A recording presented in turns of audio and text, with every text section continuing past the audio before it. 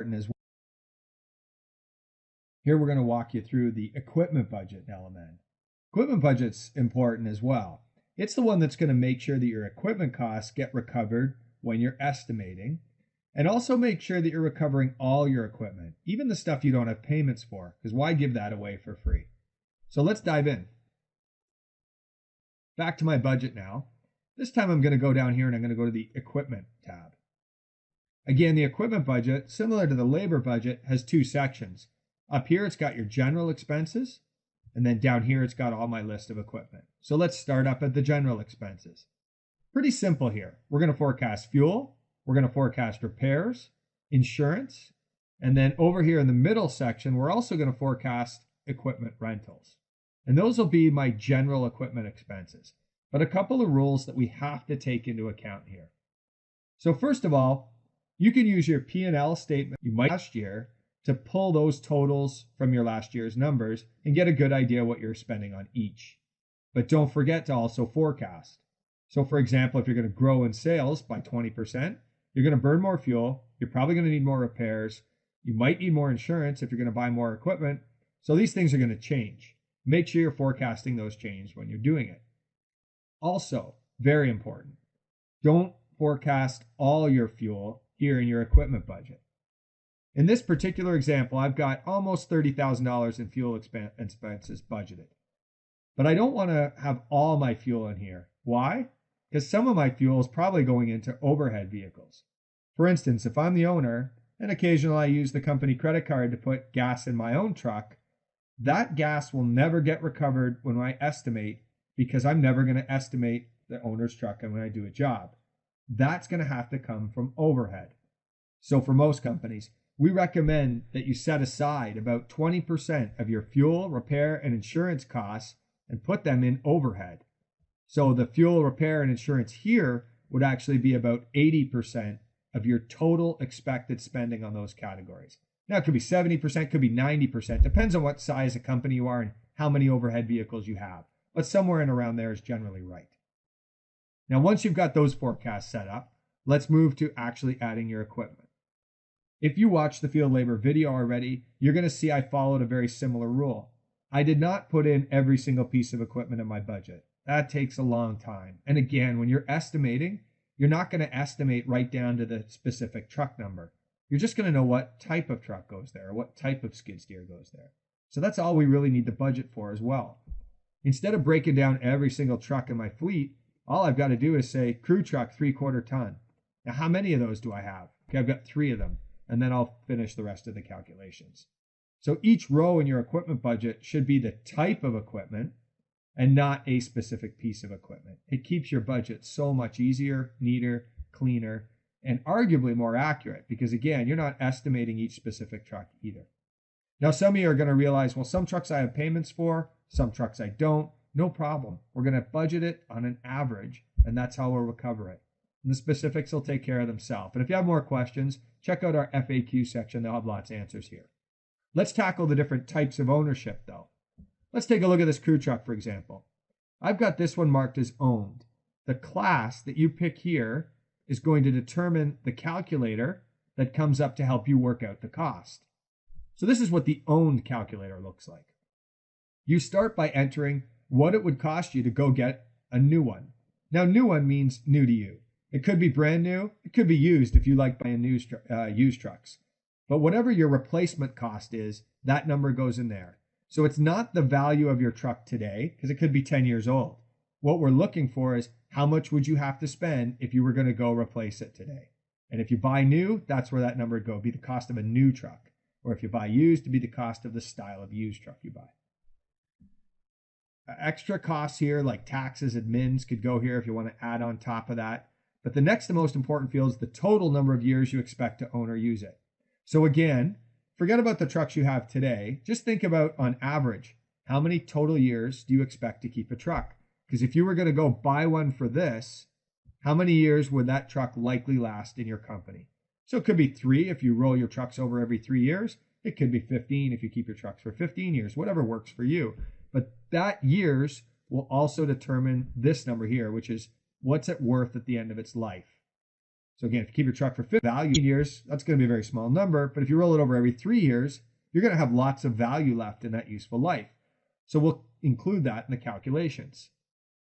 Now, for those of you doing an annual budget, you can leave these at 12 and 12. These are only come in handy when you're actually doing a divisional budget. But we're going to keep it simple today, so you don't need to change either of these, but you might want to add at least 1% to cover inflation or interest. Now, if you have interest payments on all your vehicles, you might want to bump that up to 2 or 3%. But here you can see how much interest or inflation I'm counting on based on that. So 1% over 7 years actually adds up to about $2,800. And that makes sure I'm recovering the cost of 7 years from now, a truck's going to be more expensive. Or if you have interest, it's going to help you recover the cost of your interest. Once you've got those numbers done, there's your monthly ROI and there's your annual ROI. And what those mean is that's how much you need to charge your customers or replace per month to keep up with the depreciating cost of that vehicle. And same thing with annual, just on a year basis. Every year, I need to make sure I recover $5,197 per truck to make sure that customers are paying for the cost of my truck and it's not coming out of my equity. That's the most important part of your budget. That's why it's so important to put trucks in here that you own and you don't have payments for. You still need to make sure you're saving to replace them or that your customers are paying for the cost of replacing them and not you. Now, when we get into estimating, we'll figure out exactly how much to estimate per hour or per day to recover these costs. But on a budgetary level, you're done. You've done your work. Now you figured out how much you need to save or recover per year to pay for your truck. All owned equipment will work like that. So even if it's, say, a mini excavator, same idea. Purchase cost, year's life, residual value, interest, and your calculations are set up. Now, if you lease something, and a lease means when you lease it, you would have a lease, and at the end of the lease, you'd take it back and get another lease. Then all we need to do is budget for the lease payment. So we just put the lease payment here, payments per year, months we use it, if it's a divisional, but generally, again, you can leave these at 12 and 12, and you'll get your annual and monthly, which should be really simple. It's your lease times 12. That's what it's going to cost you. Unless you make less payments per year, then it'll be your lease times your payments per year. Finally, there's a really handy calculator called Group. And Group makes it easy to do things like trailers. Let's actually dive into our maintenance trailer to show you. So I've created one here called trailer maintenance, and I've said I've had one. If I had 13 maintenance trailers, because I have a large maintenance company, I'll put 13 in there. But I've got one in this example. Now I go over to this calculator, and you can see here the trailer is actually made up of a bunch of subcomponents. So on my maintenance trailer, I have a trailer with racking. We have one trailer, costs us $8,500. We're going to use it for 10 years. Now I have a zero-turn mower, one of those, $1,700. I've got a resale value here because I'm going to roll it over after 4 years. Walk behind, push mower, line trimmer, blowers, hand tools, all with the number per trailer. So the quantity here should be the quantity per trailer, the purchase price, the resale value, and your year's life. Now, if you have 6 zero-turn mowers because you have 6 mowing trailers, you don't put 6 here. You leave 1 or 2, however many you have on per trailer. Up here is where you're going to set the number of trailers you have. So for example here, this is telling me my cost per trailer is just a little shy of $7,000 to recover all this stuff. Good. Now, if I have 3 maintenance trailers, I'm just going to go change this number here to 3. And that will change my total over there to 3 times 6,700. There's my total trailer. So again, just to make that clear, when you're working with the details here, these are the number per trailer. This number here is the number of trailers I own. And that makes sure it does 1 times whatever number this is to get my total. That's the 3, owned, leased, group. Very simple. The one complicated part, we'll take this on really quickly, and if you have more questions, you can check the FAQ. What if you loan something for 4 years, but you keep it for, say, 8 or 10? If that's the scenario, and it's very common, we recommend treating that equipment like it's owned. So really, your payment is only a way of distributing your payments or cash, keeping your cash flow healthy, basically, for that equipment. You don't want to pay it all up front, so you spread out your payments. But really, a piece of equipment that you have a loan for, you're financing, is actually owned. You're just paying it off over 4 years. So we recommend entering it in here exactly as you would if you owned it, with the actual purchase price, the years you intend to keep it, and then the resale value. What you're going to probably see is that your monthly cost is a little less than your actual payment. And that's because it's spreading the monthly cost over 10 years and not 4. That's okay. And you can leave it that way. The reason is you're probably going to have some equipment where you're a little less than your monthly payment. But don't forget, you're also budgeting for all your equipment, even the stuff you don't have payments.